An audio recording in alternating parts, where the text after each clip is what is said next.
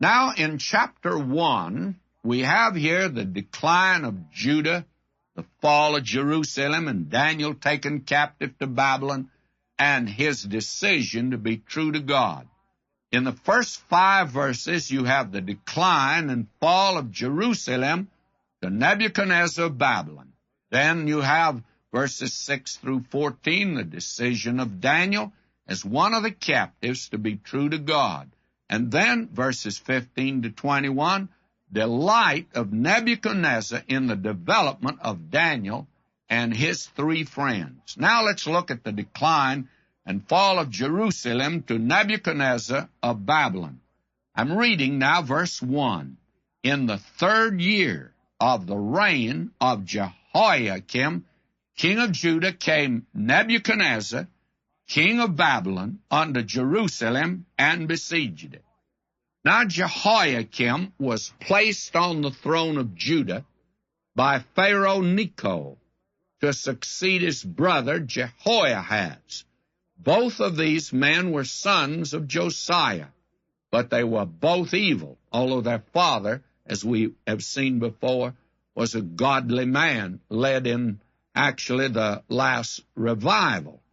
Now, Jehoiakim's name actually was Eliakim, and during his reign, Nebuchadnezzar first came against Jerusalem. The year was about 606 B.C. He took the city about 604 B.C. The city, however, was not destroyed, and the first group of captives was taken to Babylon. Now, among these were Daniel and his 3 friends, as well as literally thousands of others. Now, when Jehoiakim died, his son Jehoiachin came to the throne. He rebelled against Nebuchadnezzar, who in 598 besieged Jerusalem again. Once more, Jerusalem was not destroyed, but the king and his mother and all the vessels of the house of the Lord were taken away to Babylon with an even larger group of captives. Evidently, among this latter group was Ezekiel. Now, when we were studying Ezekiel, I went into this in a great deal of detail.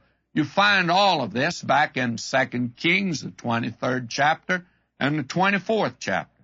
Now, Zedekiah, the uncle of Jehoiachin, who was subsequently made king, also rebelled against Nebuchadnezzar.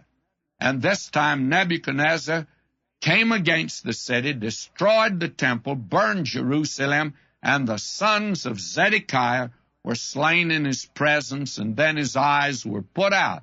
He, with the final deportation, went into captivity about 588 or 587 B.C. And by the way, this was accomplished in fulfillment of the prophecy that Jeremiah had given in Jeremiah 25, 8 and 13.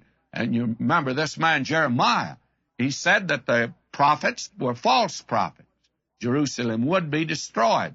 Ezekiel said the same thing. And these 2 men just happened to be right. And in verse 2, and I'm reading now, and the Lord gave Jehoiakim, king of Judah, into his hand with part of the vessels of the house of God.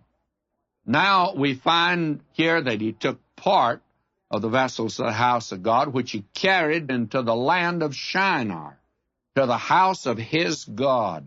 And he brought the vessels into the treasure house of his God. Now they were put there, and keep that in mind, because a king that's coming along, probably a grandson of Nebuchadnezzar, Belshazzar, will bring them out for his